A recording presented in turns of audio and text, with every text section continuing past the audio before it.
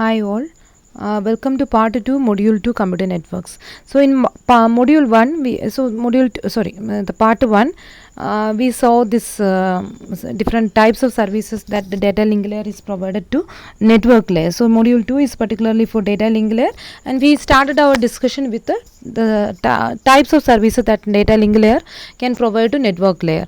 The connectionless, acknowledged, unacknowledged, connection oriented, acknowledged. So like that three category, we will see these three in detail. Unacknowledged connectionless service is something I already told you. This is a technique that we are using in Ethernet. So as the name says, the unacknowledged connectionless service consists of having the source machine send independent frames. So frames are independent because connectionless, they can use any path, they don't have to use the same path, and there is no dependency among the frames. So they will be using their own path independently, and they will be reaching the destination. So in the machine send independent frames to the destination machine without having the destination machine acknowledge them. So now the destination can simply consume them. I don't have to communicate back to the sender by means of this acknowledgement. There is no feedback communication. So it's a very cheaper solution. You don't even have to implement the acknowledgement concept.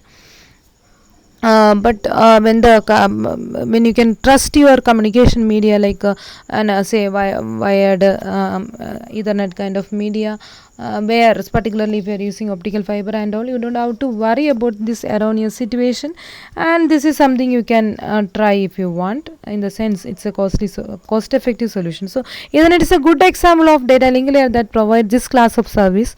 No logical connection established beforehand, or the connection released afterward. So if a frame is lost due to a noise on the line, no attempt is made to detect the loss or recover from it in the data link layer. Simply it will ignore and proceed. So this class of service is appropriate when the error rate is very slow or very low, or so recovery is left to the higher layer. Now you will be thinking like, even though the error rate is very low, but with that very low probability, suppose error occur, what will happen? The data link layer will simply ignore, because from the data link layer point of view, there is no error detection mechanism running, and it's not trying to retransmit nothing. It will simply proceed. That with that error it will proceed, but that will be traced in the higher layer. So now now it is a responsibility of the higher layer to trace if there is any errors. That is why I was telling in this error control and all. Mainly we are talking in data link layer, but we can think like it can be implemented at any higher layer. So definitely it will be some higher layer protocol which will detect this error, will catch such error, such very minute error. So it is also appropriate for real-time traffic such as voice, in which late data are worse than the bad data. So even though there is some error, we are ready to tolerate. So bad data is okay for us, but what we are worrying is late data. So we don't want delay for the data. Somehow it has to be reach the destination on time. So for real-time traffic also we can go for this method. Means there is no connection establishment kind of overhead, and you don't have to spend time on that. Simply you can directly go for the data transmission, so the time saving will be there. I mean, if your focus is on time, then you can go for this. Now the second category, that is acknowledged connectionless service, the one which is being used in the wireless local area network, particularly Wi-Fi, where the error probability is very high, so we have to depend on the acknowledgement. So the next step in terms of reliability, so definitely it is adding more reliability into communication by means of acknowledgement. So the next term of reliability, step up in terms of reliability is acknowledged connectionless service. Here there are still no logical connection because it's connectionless, but each frame sent is individually acknowledged. Either there will be a positive or a negative acknowledgement. Accordingly the sender can react. So in this way the sender know whether a frame arrived correctly or has been lost on the way.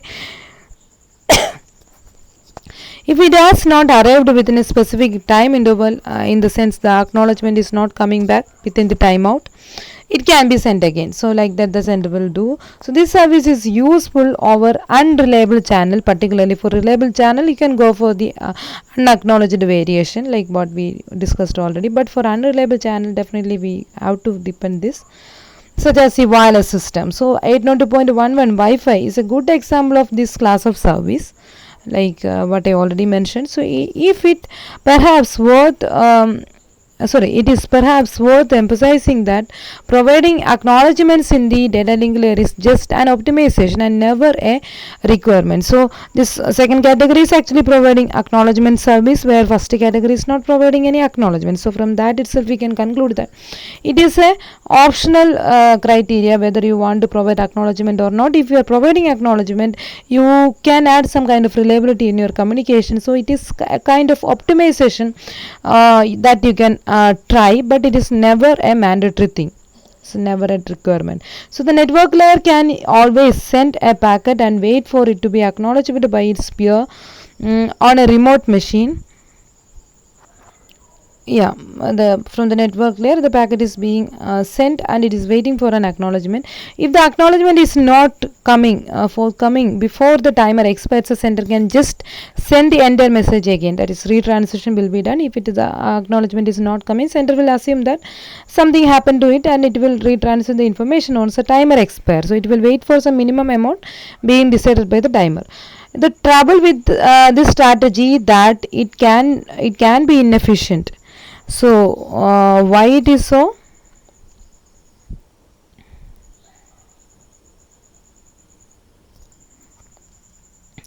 Let's continue. Sorry, in between there is a break. So we were discussing this acknowledged connectionless service, and the point here is the network layer can always send a packet and wait for it to be acknowledged by its peer on a remote machine. So the question is like why the data link layer has to issue the acknowledgement.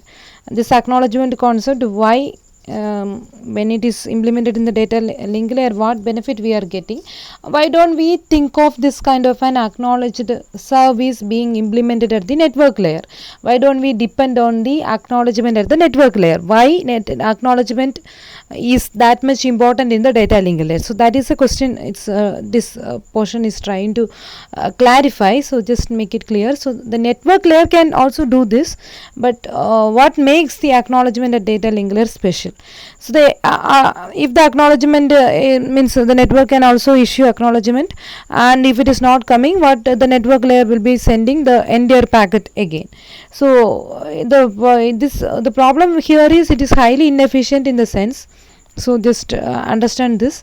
The links usually have a strict maximum frame length imposed by the hardware and non-propagation delays. The network layer does not know these parameters, so it might send a packet, a large packet size, so we will go through it. I will take an example. So the thing is like I have a large packet in the network layer.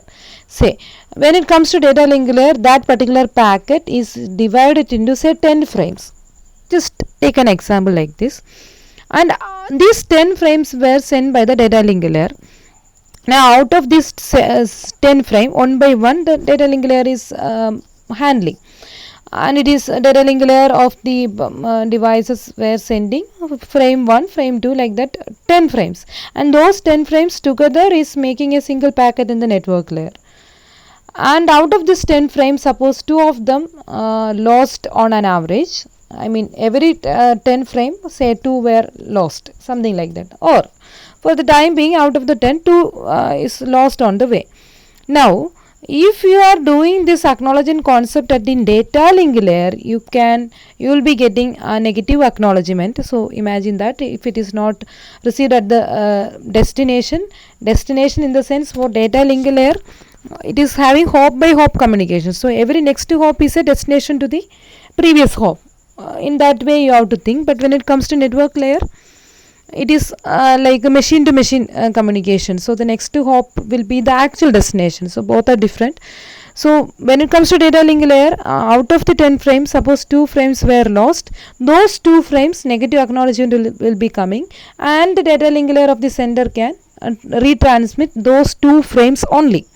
But when it comes to network layer, what will happen? If the acknowledgement concept, the same thing you are implementing in the network layer, what will happen? The 10 frames together is making a single packet in the network layer. So even though out of 10 only 2 lost, the 10 together you have to retransmit. So that kind of a problem we are having. Hope you get the idea, or means listen to the video again or go through the statements which are listed there. So if that is the case, then it would take a very long time for the packet to get through, right?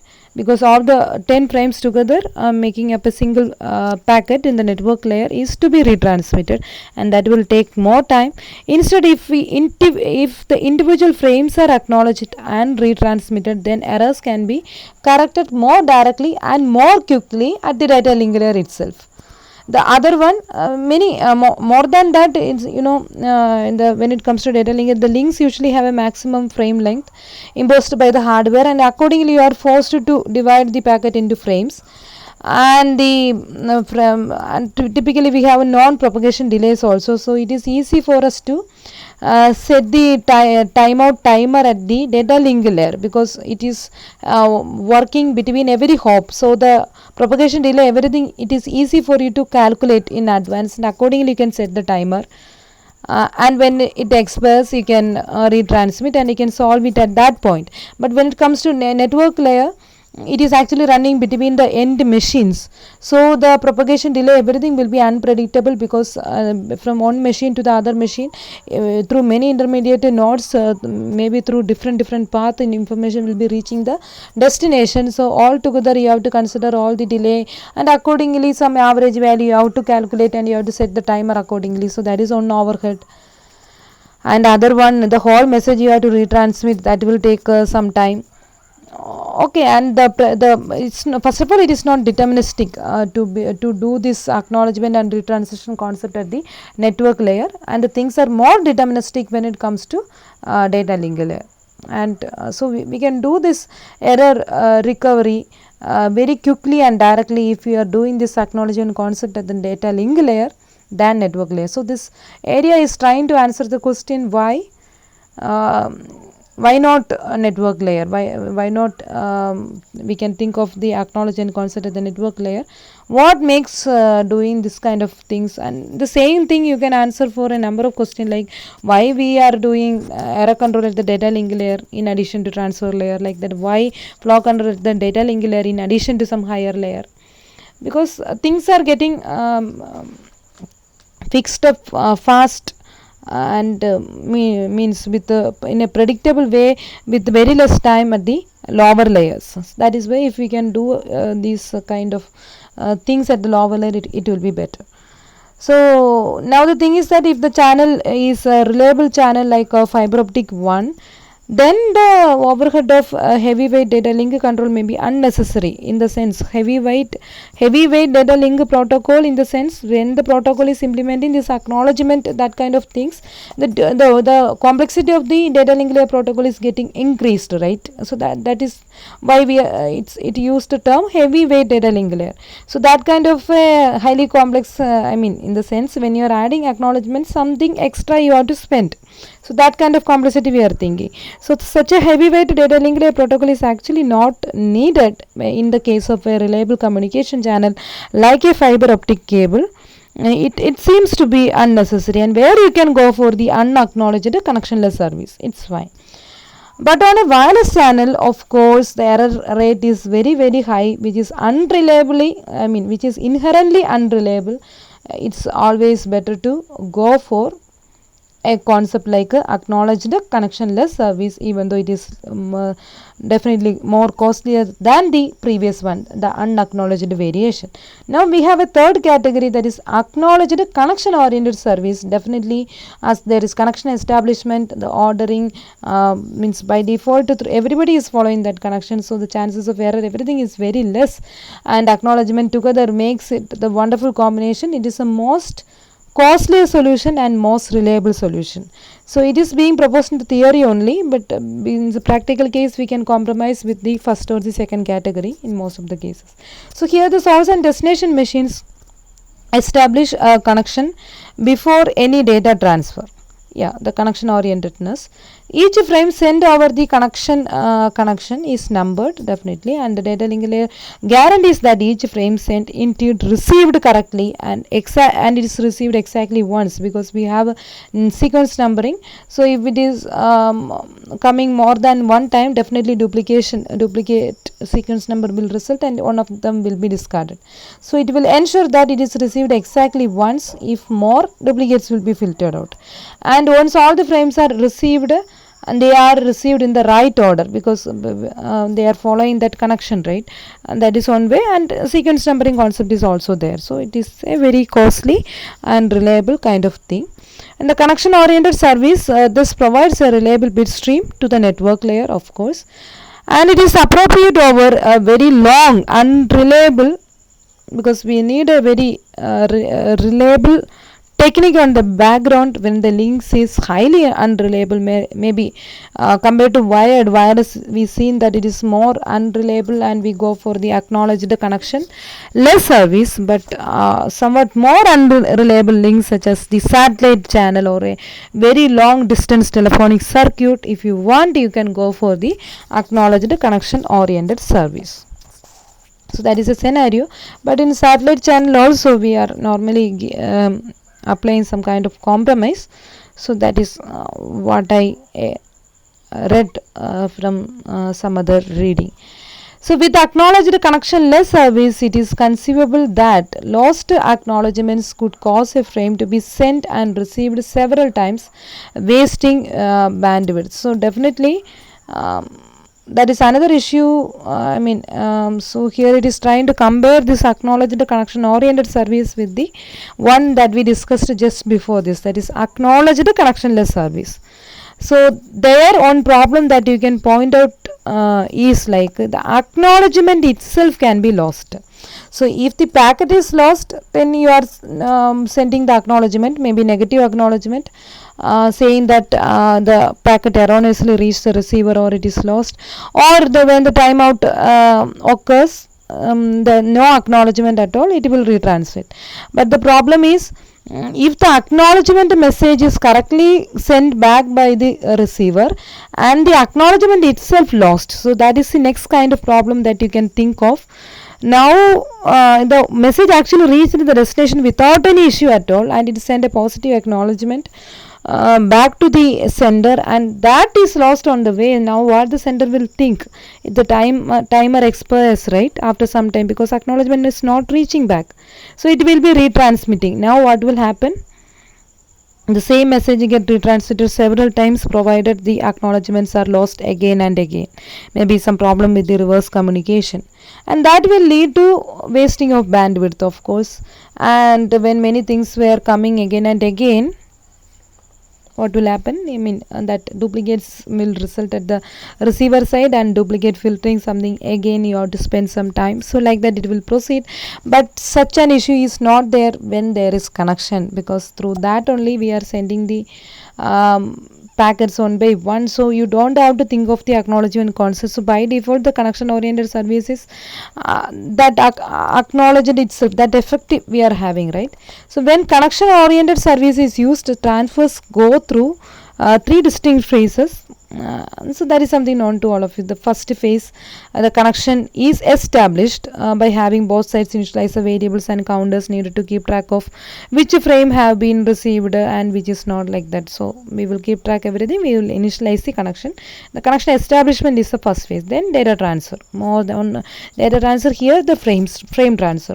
One or more frames are actually transmitted, and then finally the connection is released, freeing up the variables, buffers, etc. So that about it. So what we discussed here is the three types of service data link layer is provided to the network layer. If you are looking at Ethernet, you can see that it is following that connection less unacknowledged service, where a more unreliable network like a wireless network, like the wireless LAN, Wi-Fi, you can see that they are following the connectionless acknowledged service, where the last category, the connection oriented acknowledged service, you can think of some kinds of links which are highly unreliable, like the satellite link or some long distance telephone communications lines, like that. So So that about it. In the framing we will see in detail in the subsequent video. Thank you.